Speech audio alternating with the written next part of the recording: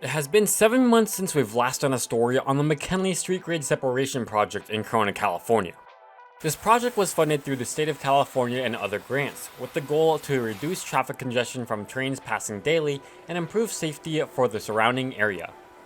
Originally, we were told that they would be done by the middle of this year, but now they told us it will be completed closer to the end of this year and into early 2025. On August 24, they have moved the bridge from the construction site using an RC car-like tool, an SPMT, also known as a self-propelled modular transporter, for the ultimate flexibility and speed. With up to 48 axles or more, several dozens of wheels, and being capable of moving more than 1,000 tons, this allows the bridge to move inch by inch into place, especially with the big help of hydraulics.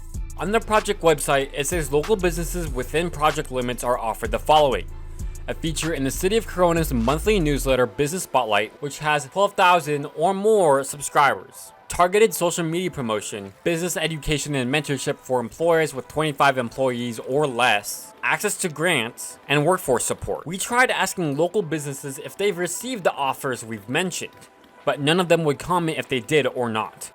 While this project is way overdue, for more information about this project and road closures, visit McKinleyUpdates.com. I'm Reagan Villanueva with Reagan V Films Media in Corona, California. Back to you.